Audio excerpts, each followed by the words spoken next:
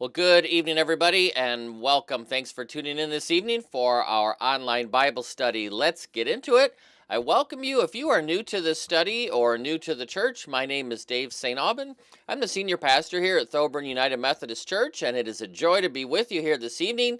Tonight, we will be looking at the book of Judges, chapter 4. So I invite you to grab your Bibles, open them up to Judges, chapter 4, grab something to take some notes with.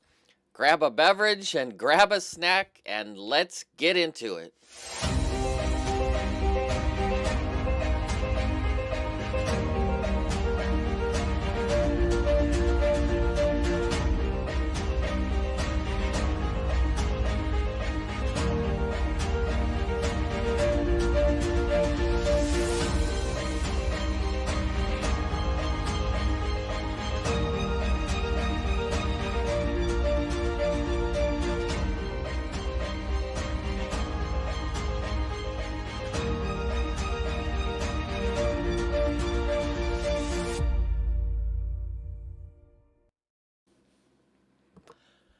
Well, again, good evening and welcome. Thanks for tuning in this evening. I pray that your day has been going well. Pray that your week has been going well, and I welcome you to this study, along with so many others who are joining in live right now or at another time across all of our online platforms across our country. We have many people tuning in from within Ohio and from other states, and so welcome to everybody.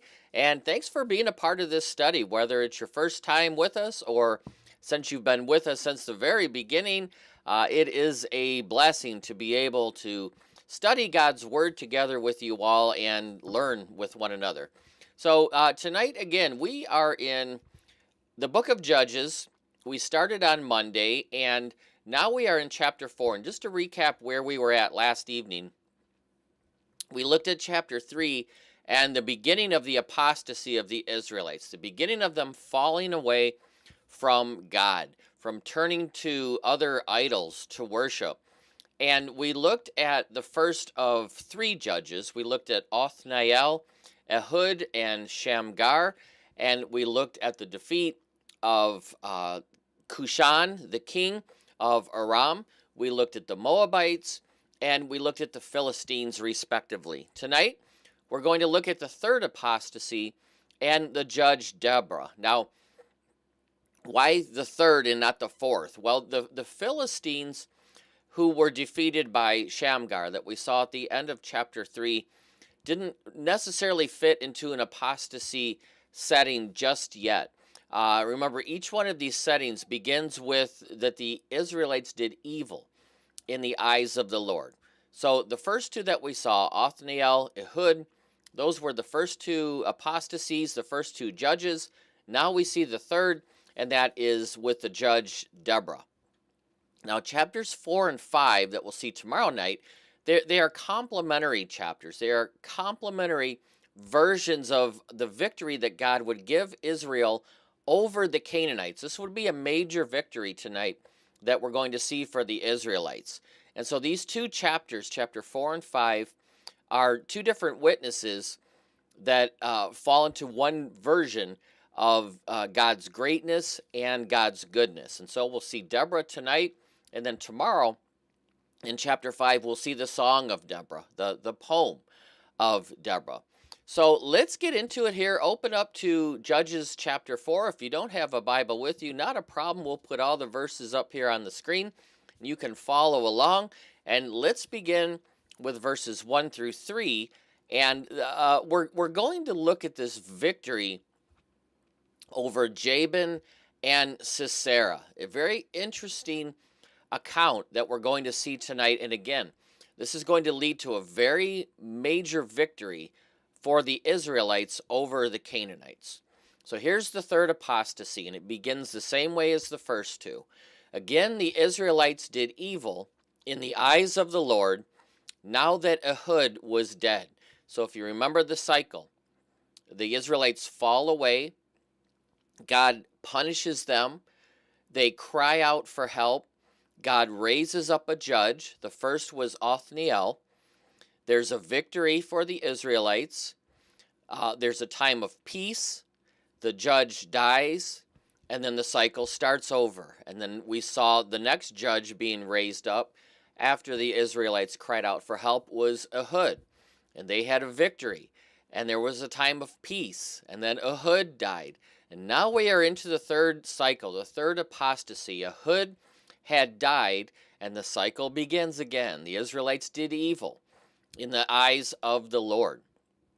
So the Lord, here's the punishment, sold them into the hands of Jabin, king of Canaan, who reigned in Hazor. So Jabin is the leader, the king of Canaan, very powerful person. Now Sisera was the commander of his army. He was his general, the commander of the military. And Sisera was based in Haroset Hagoyim. Verse 3, because Sisera had 900 chariots fitted with iron, and had cruelly oppressed the Israelites now for 20 years, they cried out to the Lord for help. So here's the first part of the cycle. Ehud dies after this time of peace. The Israelites fall away, the apostasy. God punishes them. They end up being cruelly oppressed by Sisera and by Jabin for 20 years. And now they cry out to the Lord for help. And God is about to raise up another judge. As long as Ehud was alive, Israel was faithful to God. But after he died, again, the people did evil in the eyes of the Lord, and they turned away from him. And so in discipline for that, God allowed the Canaanites in the northern part of the Promised Land to grow in strength and to dominate the Israelites for a period of 20 years. Now, these earlier oppressions that we've seen so far in the first two apostasies with Othniel and Ehud, they came from outside of Canaan. This one, now we're going to see a leader within Canaan that is going to lead this uprising against the Israelites. Now, Hazor, this city, this is one of the largest cities in the Promised Land. So this King Jabin of Canaan reigned in Hazor, this very large, prominent city, the center of Canaanite power. And they had formerly, the people of Hazor organized a coalition of forces to come against Joshua. And we saw that in Joshua 11. This area stood on the main road between Egypt and Mesopotamia. So this was a contentious area. It was an area of people wanting to control it. And so the people of Hazor led this coalition, the king, against Joshua and his army. And you'll see that back in Joshua 11. The Israelites had won. So now evidently Hazor had been rebuilt since its destruction by Joshua over 20 some, well, much longer than that. Many, many centuries ago. Hundreds of years had passed. So the people in this area had rebuilt Hazor. It's become this center of power for the Canaanites. And the king was Jabin. Now, Jabin, that name means he will understand. Or in another context, it means the discerning one. This was a title rather than a proper name, because when we looked at Joshua, the king of Hazor at that time was also called Jabin. So this was probably more of a title than a common name, or if it was a name, perhaps this Jabin was named in honor of the previous Jabin who fought against Joshua. But what that name means is he will understand. Now that name's a bit ironic in that Jabin was going to come to understand something very important, and that is that Yahweh opposes those who oppress his people. And that's what Jabin was doing for 20 years, oppressing the Israelites. So he who understands was about to understand something. Now Jabin's chief military leader was Sisera. Sisera lived several miles to the southwest of Hazor in Haroset Hagoyim. Haroset Hagoyim means the woodlands of the nations. So this may have been a term that described this entire region around northern Galilee. So the Canaanite influence now by this time was very extensive throughout the northern part of the promised land, throughout the area of the Galilee. And though we don't know the exact location of this place, Haroset Hagoyim, it was somewhere in the Jezreel Valley. And we looked at all this. You can go back and just Google a map, and you'll see where these locations are. So this is the setting of this next apostasy and judge. Now the Canaanites had 900 chariots, is what we see here. So these 900 chariots, iron chariots, gave the Canaanites complete control of this area. This was a flatter area. It allowed more for the chariots to move around. It was a drier area. And so 900 chariots would be an overwhelming force in this area. So the Israelites were forced to live in the hill country to avoid these chariots. These were state-of-the-art weapons for this time. The Jewish historian Josephus wrote that Jabin had at his disposal 300,000 soldiers, 10,000 cavalry, and no fewer than 3,000 of these chariots. So this is a very big force now that the Canaanites had become with these state-of-the-art weapons. The Israelites, under oppression of Jabin for 20 years, they cry out to the Lord. And so now we're going to see the introduction of the next judge, Deborah. Verse 4. Now Deborah, a prophet, the wife of Lapidot, was leading Israel at the time. Very interesting. At this time, Deborah was leading Israel. So Deborah was one of 3 women prophets, a prophetess that was identified in the Old Testament. The others being Miriam, which we saw back in the Exodus 15, and Huldah is the third. We will see Huldah in 2 Kings chapter 22. Now, wife of Lapidot. This can also be interpreted as a woman of torches, and that's more likely the meaning, because she was going to motivate Barak, this Israelite leader, and she's going to demonstrate her conquering power, and that's what torches symbolized, was conquering power. So Deborah, a prophet, wife of Lapidot. Deborah was a prophetess who was a motivator. She was a force to be reckoned with.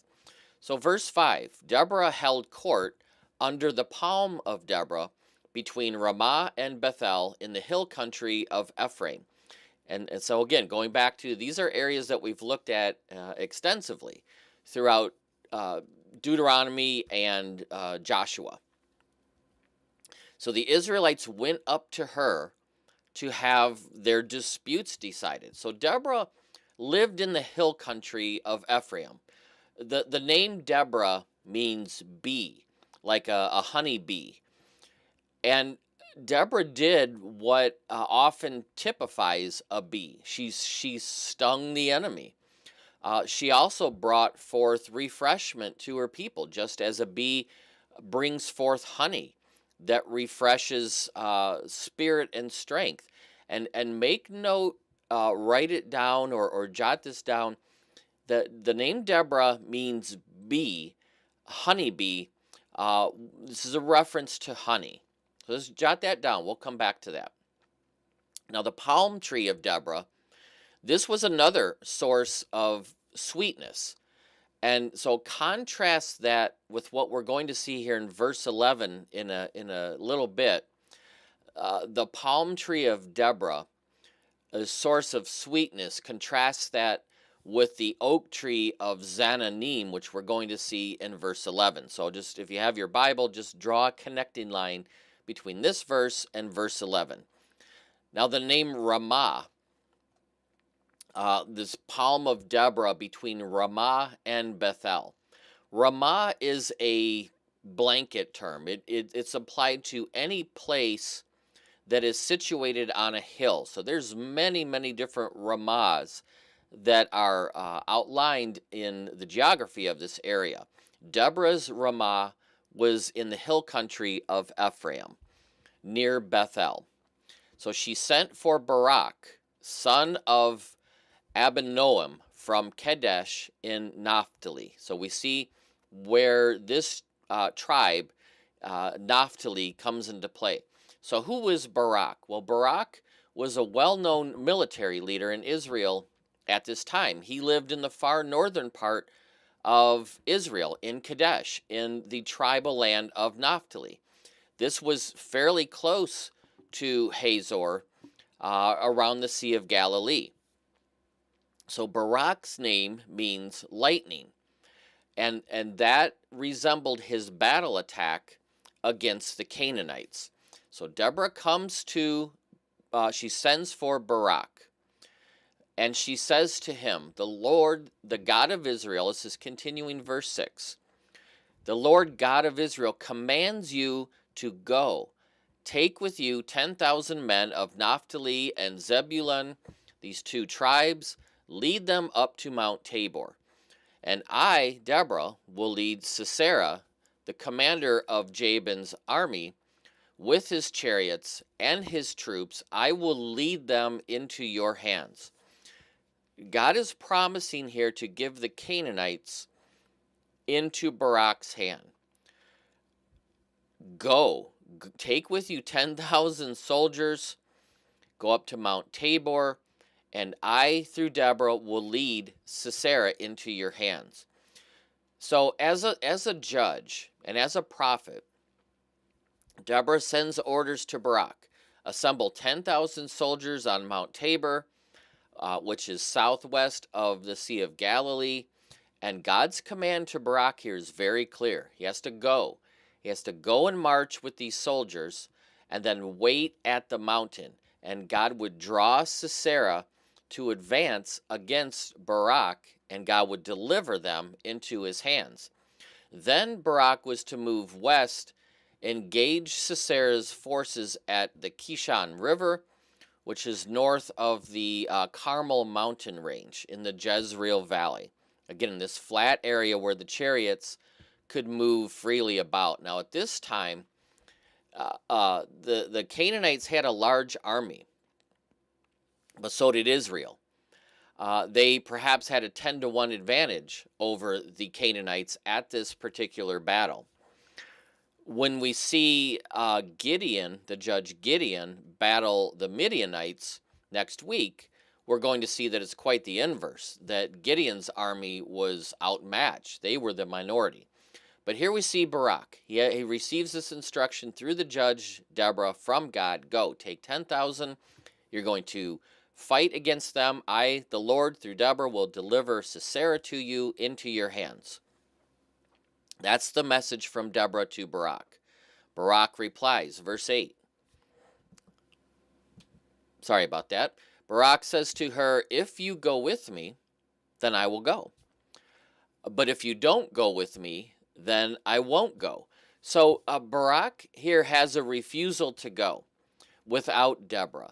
And this refusal to go on this mission without Deborah raises some questions. Why? Maybe he was afraid to go without Deborah being with him. Maybe he wanted Deborah to be with him as a prophet so he could get some guidance from God if he needed it. Maybe he didn't trust himself to carry out the command of God, and maybe he needed this judge, this prophet, to be with him. Maybe he lacked any kind of enthusiasm, and the presence of having this judge with him would infuse some enthusiasm into him. Whatever the need here, we see a resistance from Barak. Unless you go with me, I'm not going to go. What we've seen so far in these leaders is that they would call out onto the Lord for help. But here Barak is calling on Deborah for help.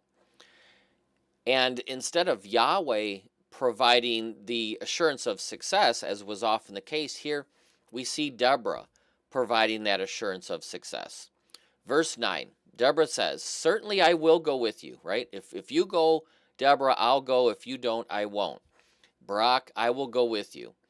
But because of the course you are taking, because of the way you are trying to carry this out, the honor of this victory is not going to go to you. The Lord will deliver Sisera into the hands of a woman. And it's not going to be Deborah. We'll see this in a little bit. So Deborah went with Barak to Kadesh, and there Barak summoned Zebulun and Naphtali, 10,000 men, went up with him under his command, and so did Deborah go with him.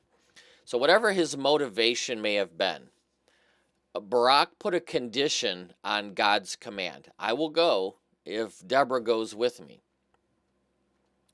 The will of God here was very clear. You need to go. That's what Deborah told Barak. You need to go. Well, I will, but here's my condition. And even though he had God's promise of victory, he refused to obey God unless Deborah went with him. Barak was going to defeat the Canaanites, but he wasn't going to get the honor of that. That was going to go through a woman for defeating this commander Sisera. And that was the punishment for Barak for putting this condition on God's will. So Barak probably assumed that the prediction here that Deborah gives, that the honor will go to a woman, meant that that would go to Deborah. But as things turn out, it's not going to go to Deborah. Another woman is going to receive the honor of this victory. We'll see this in a moment in verses 17 through 22.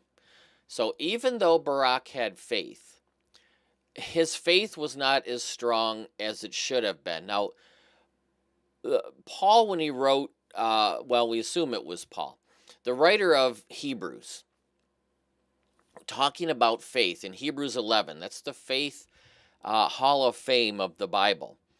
The writer says, "What more shall I say? I do not have time to tell you about Gideon and Barak and Samson, these judges, who through faith conquered kingdoms."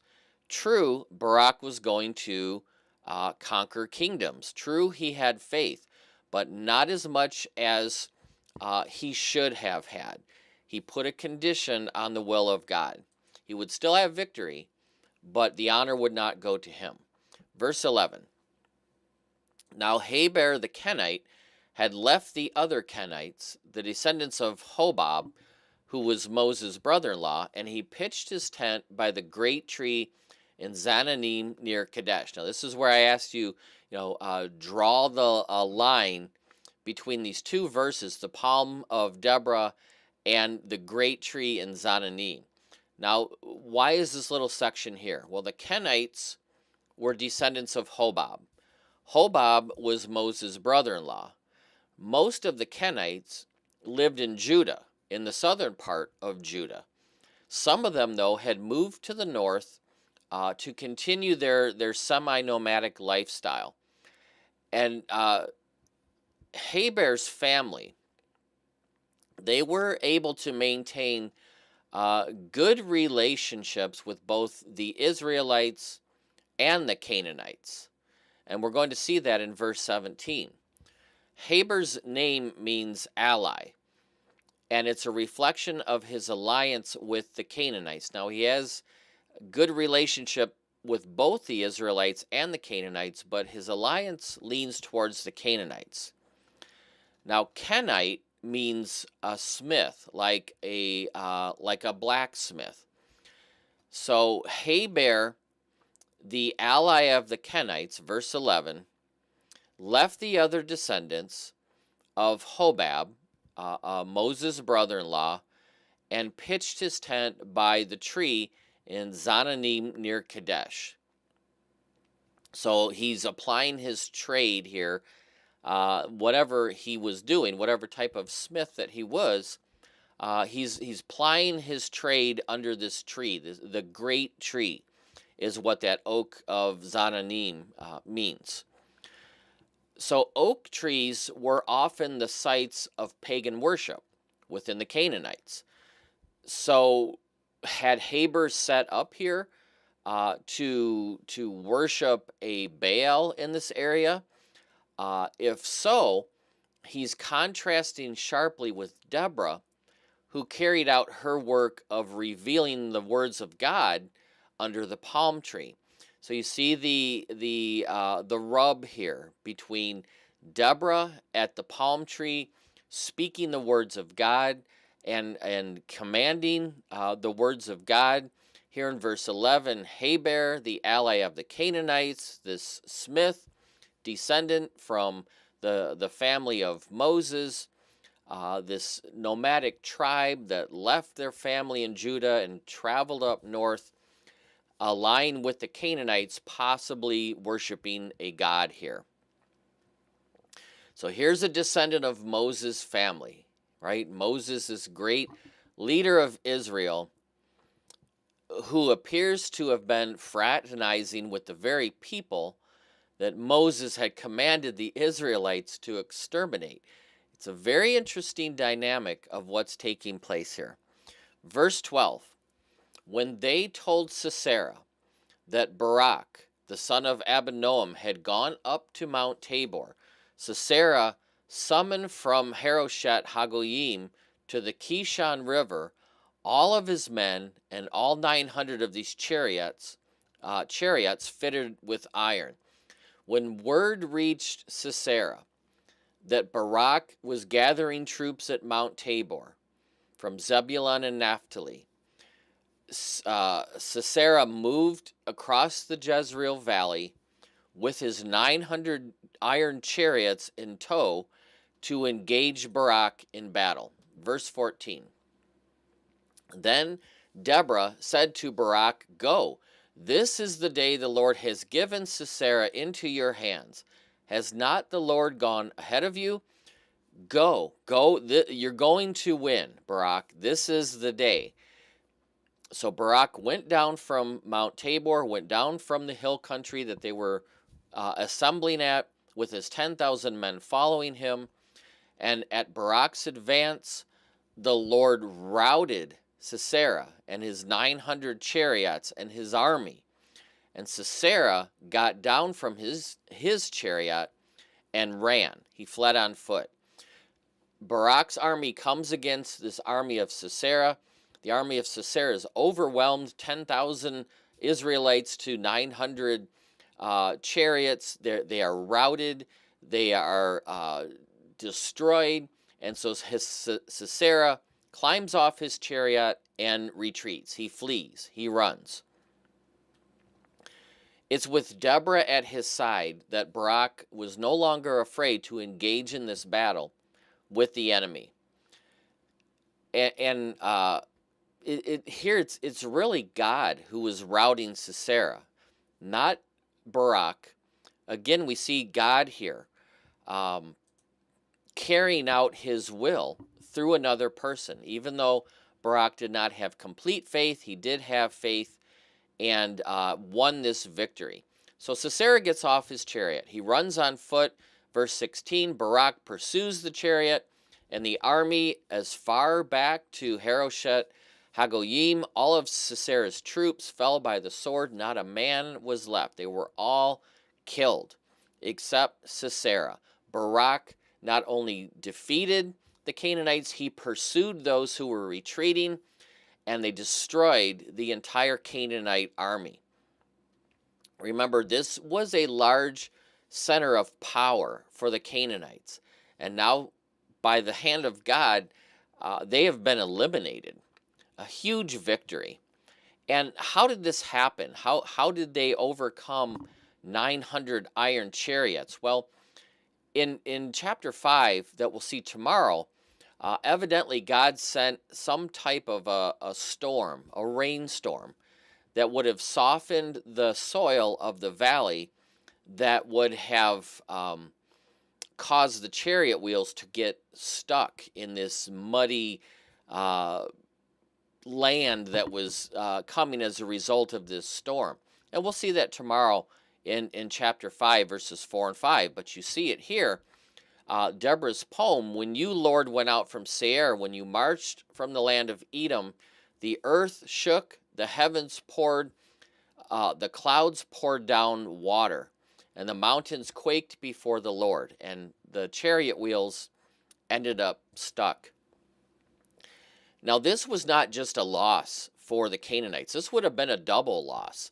Not only did they lose control of the land and their army got routed, but their god, Baal, had failed them. The Canaanites, remember, believed that Baal controlled the weather, controlled the storms, that Baal rode upon the clouds. But here, Baal had no power whatsoever against God, who controls the weather. This Baal that supposedly was supposed to control the weather allowed this Canaanite army to be completely destroyed, all because of a storm that he should have controlled. Of course, he couldn't. Only God can do that. Verse 17, let's continue on. Sisera, meanwhile, fled on foot to the tent of Jael, the wife of Heber the Kenite, which we just looked at, because there was an alliance between Jabin, king of Hazor, and the family of Heber the Kenite. Remember, Heber means ally. He had allied himself with the Canaanites. Sisera, remember, he was the commander of the Canaanite army. And so he fled on foot to Heber's home at Zananim to save himself, to save his own skin. His army's dead. He's the only survivor. So he's seeking refuge here with this ally of the king, but not with the ally of the king, with the ally's wife. He's seeking refuge in the tent of Jael, the wife of Heber. And little does he realize that even though Heber's sentiments favored the Canaanites, that he was an ally of the Canaanites, his wife Jael was not. She was a worshiper of Yahweh. And so that Heber had established these friendly relations with the Canaanites, it makes sense, because Sisera, when he fled on foot after this rout, where does he go? He goes to this ally of Canaan, Heber. He goes into his wife's tent, and he hides from the pursuing Israelites. Verse 18, Jael goes out to meet Sisera and says to him, "Come, my lord, come right in. Don't be afraid." So he entered her tent, and she covered him with a blanket. It's interesting here that Jael is commanding the Canaanite commander on what to do, just as Deborah commanded the Israelite army on what to do. God's using these two different women, Deborah and Jael, in two very different ways to lead his people to victory. Now, Sisera, he should have gone directly to Heber, the head of the household, not to his wife's tent. And this is a pure violation of hospitality customs that would have alerted Jael that something was not right. Sisera should have gone directly to Heber, not to Jael. So by him coming to Jael, she knows something's up. Sisera, he should not have accepted Jael's invitation to come into the tent either. When he did this, he's indicating to Jael that his intentions were not right. So Jael's got this figured out. She knows something's up just by the behavior of Sisera. Verse 19, Sisera, he's in the tent. He says, "I'm thirsty. Please give me some water." So she opens up a skin of milk and gives him a drink and covers him up. She gives him milk instead of water. Why? Well, milk would have been a better drink than the water at that time. But it also would have been a symbol of assurance for Sisera that you are safe here. Um, you are okay here. Perhaps she even was hoping that this milk would have knocked him out a little bit. But she offers him this milk. Sisera tells Jael, stand in the doorway of the tent. If someone comes by and asks you, is anyone in there? Say to them, no. So now Sisera is proceeding to make two requests of his host. First, give me something to drink. And second, that you lie about me being here. Stand guard for me at the door of your tent. Now, doing that would have endangered Jael's safety. Guests didn't do this. They didn't go into the house of a host and make a request of them like this. They didn't put them in danger. So Sisera here is asking for trouble. He's tipped his hand by hiding and by making these demands of Jael. She knows that something is not right here. So verse 21, Sisera thinks he's safe. He's very confident. He thinks he's in control, but he's in mortal danger here and he doesn't even realize it. Verse 21, Jael, Heber's wife, instead of lying and standing guard at the door, picked up a tent peg and a hammer, a mallet, went quietly to Sisera while he was laying fast asleep, exhausted. Maybe the milk knocked him out. He was just tired of running and the milk did it. She drove the tent peg, through his temple and into the ground, and he died. Now, Jael, the work of raising and taking down a tent at this time fell on the women of the time. This was one of their responsibilities. So she would have known how to handle a hammer. She would have known how to hold a tent peg. She would have known very well how to use both of these. And to die at the hand of a woman in this part of the world, in this time in history, was a disgrace. So even though Jael was God's instrument here of delivering Sisera into the Israelites' hands, again, we see some criticisms as to why it took place like this. Now, if you remember with Ehud, who went into the king's chamber, said, hey, God has a secret message for you, and took his sword and drove it into the belly of this king. And we think how horrible that is. We see Jael doing the same thing here, taking this tent peg and driving it through Sisera's head into the ground. This was a very treacherous assassination. But this was not just something Jael did. This was an act of self-defense. She knew something was up by the way Sisera was acting. This was war. This was not just war. This was holy war. And so what she did was she showed commitment to God's will, destroying the inhabitants in that land, the Canaanites. And as we'll see tomorrow in chapter 5, that's the reason Deborah honors her in her song, in her poem. Now, Jael's name means mountain goat. Remember I said Deborah's name means bee. Jael's name means mountain goat. Very fitting because she did two things that we associate with mountain goats. She produced milk, and she proved to be a very tough creature. Verse 22, and we'll come back to her name here in a moment. Just then, after she just drove this tent peg through Sisera's skull, Barak came by in pursuit. Remember, he was pursuing him, and Jael went out to meet him, and she said, come, and I will show you the man you are looking for. So he went in her tent with her, and there lay Sisera with the tent peg through his temple, dead. This is very ironic that somehow Barak had got on the trail of following Sisera, and finally finds his way into Heber's wife's tent, this ally of the Canaanites.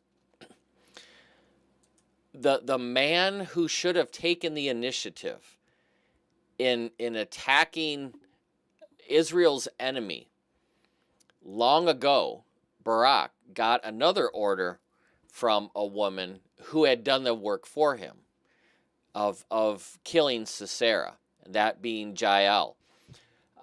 Barak, two different women had to help him out in his command from God to defeat this army.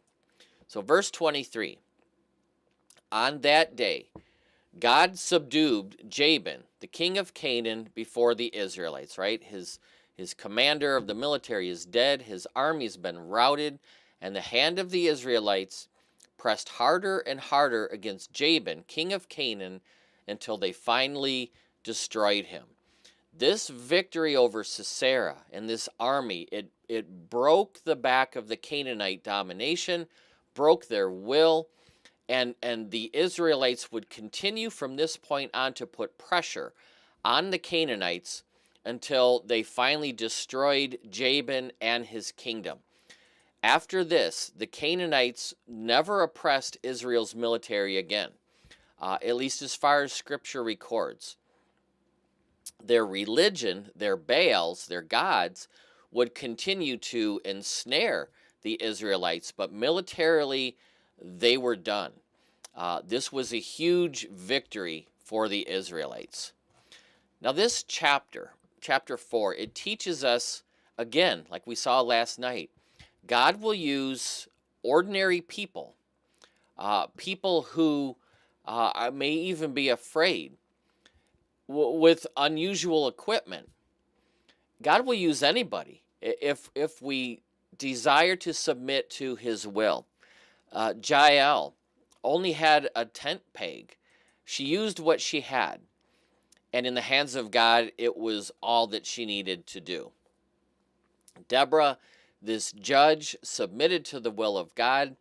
Jael, this worshiper of Yahweh in the midst of a Canaanite allied family, she submitted to the will of God. Two different women, Deborah, the bee, Jael, the mountain goat, two women of faith, two women of courage.